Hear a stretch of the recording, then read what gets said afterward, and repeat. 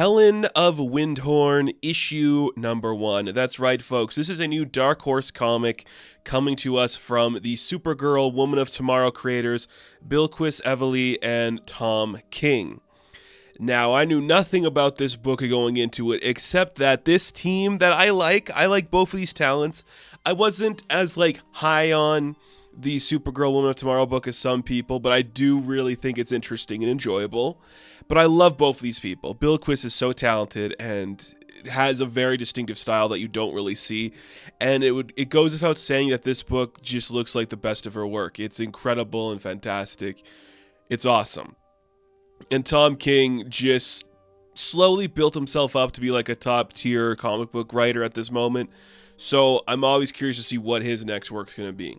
They're a team that works well together because there's a very specific style that Bilquis does, and it matches really well with the style of Tom King's writing. So I really do like both of these works a lot. And this book is very surprising in a lot of ways, so we're going to get into it.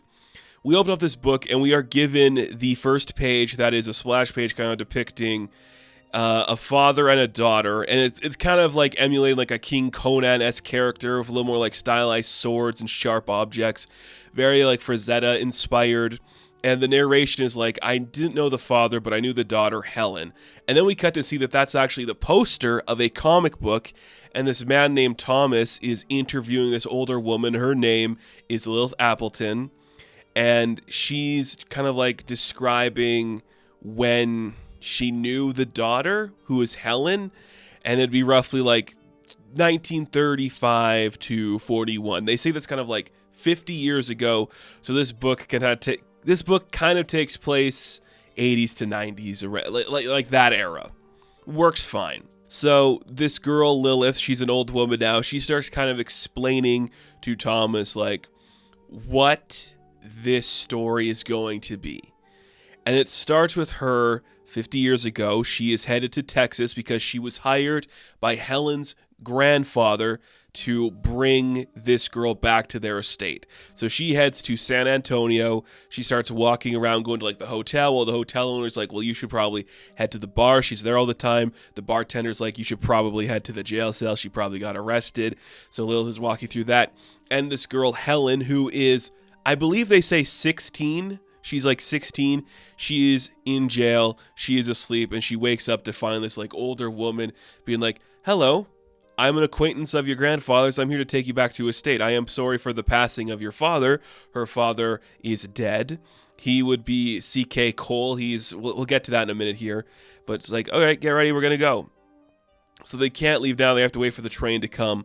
So they're going to spend a day in San Antonio. They're gonna like have a couple of drinks at like the bar. You see that Helen just like, I'll have a shot and I'm gonna smoke in here. And Liv's like, water for me, thanks. And maybe you shouldn't smoke. You're a child. Then they go to, I guess, like the person who sells like, I guess they're a stone sculptor is what you would call them. And you see Helen wants to buy like a tombstone for her father. And she's like, can you spell it to say Christopher Krieger Cole, C.K. Cole? And below it just put better than Shakespeare. And the guy's like, yeah, I could do that, but I don't know how to spell Shakespeare. So could you help me with that? And she's like, what makes you think I'd know? I really like this. Now, the one criticism I would say, and it's not even a criticism, we say that Helen is very young. You can't really get that impression from the artwork. She does look younger than Lilith, but to say 16, I don't see that. It's not a criticism, that's just Bilquis' style, so I have nothing against that. Back in the present day of this story, you hear Thomas kind of question, like, are you sure that's why any of this happened? Like, we have, like, other people who have been, like, investigating, like, what better than Shakespeare meant. She's like, no, that is definitely what Helen wanted on the tombstone. I helped her spell the word. Like, okay, why is this kid interviewing this lady? Who knows? So they get on the train, they're headed back. You see, they're kind of in like the first class part of the train, and Helen thinks it's kind of wonderful. Her and her dad never stayed in something so rich because her dad just kind of like tried to escape their home, is what that is.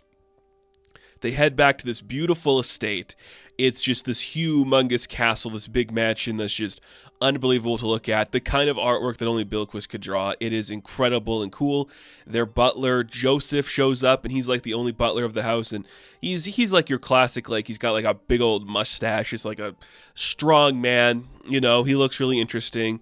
And he's like, well, it might be overwhelming. If you prefer to rest, go ahead. The master will not be in for a little while. He'll be here at the end of the month, but if you want to rest, that's fine. If not, I can give you a tour. She's like, yeah, I'll take a tour. So we get a couple of pages where it is both Joseph explaining the rooms that they are in. You know, here's the library, here's the dining hall, blah, blah, blah. And that's being added with the narration from the future or present day Lilith, who's explaining, like, she did good. She stood her ground. She listened to everything the butler said. And then we went to the wine cellar. And she's like, oh, awesome. This is cool. So she takes a bottle from like, I believe they say it's like from 1850 something. It's like a classic wine. And she breaks the bottle and just starts drinking it, and she passes out. And then the narration from Lilith is like, we searched around the entirety of the house trying to find Helen. She was like passed out on a stoop somewhere. We dragged her to the bed. I had my own like bedroom in like the servants' quarters. And then we see Helen actually came to her room because she's kind of scared. She had like a bad dream. So she's like, can I stay in here with you? So she does. She climbs into bed with Lilith and just like relaxes there.